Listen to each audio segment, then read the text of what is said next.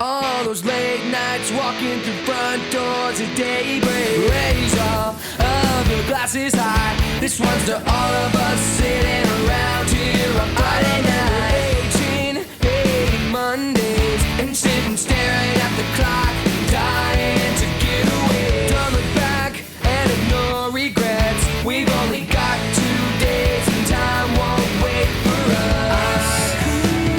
Ask for a better place to be. This can't last forever. Raise a glass together. Doesn't get much better. No better than this can't last forever. Raise a glass together. Doesn't get much better. No better than this.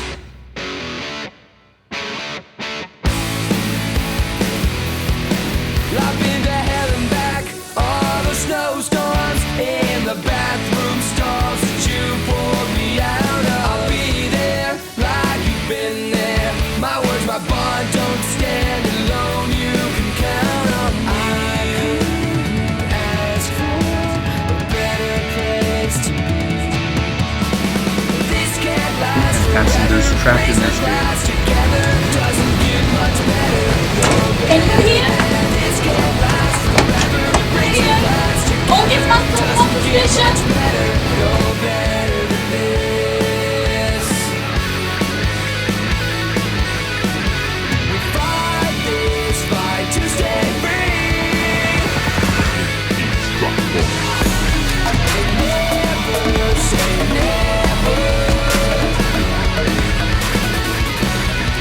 To leave this choice up to them. I'll stay young forever.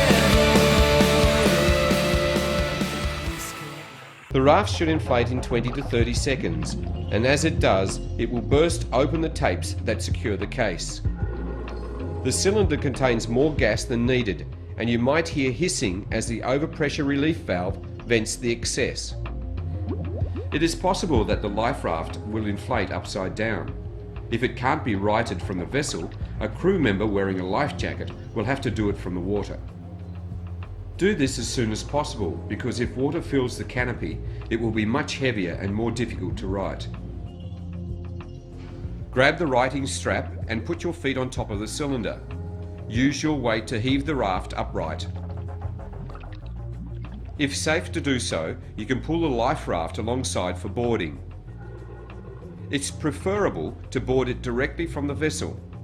Wherever possible, you should avoid entering the water. Board the raft by climbing or jumping carefully from the vessel.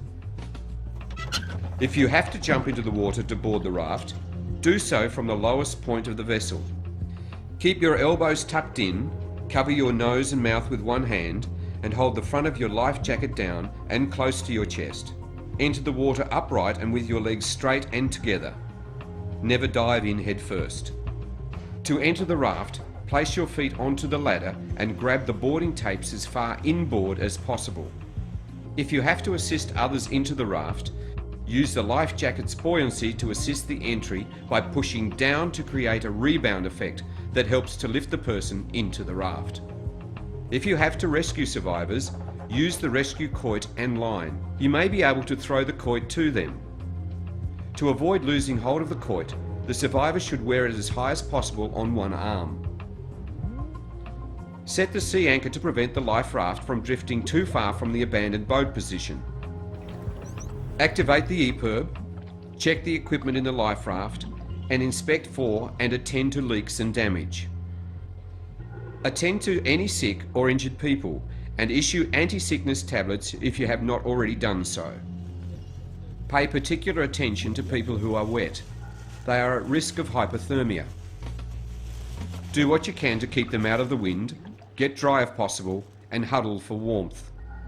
In rough conditions, hook your arms into the loops so that you're not thrown around inside the raft. Your life raft will contain waterproof survival information and a distress signal card. Read them. Think too about how you can maintain morale.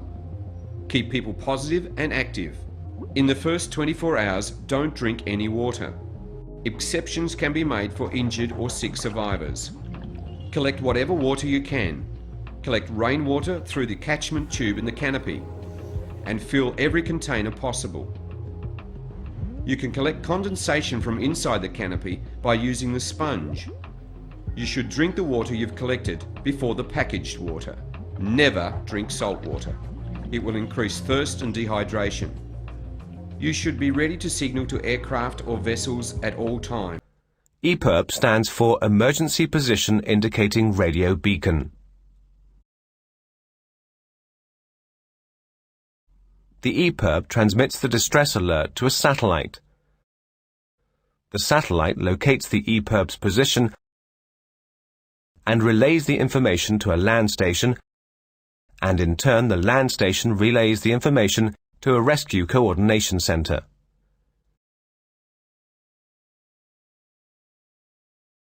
EPIRBs contain an optional 121.5 MHz homing beacon. This homing device facilitates search and rescue helicopters with VHF direction finders. SART stands for Search and Rescue Transponder.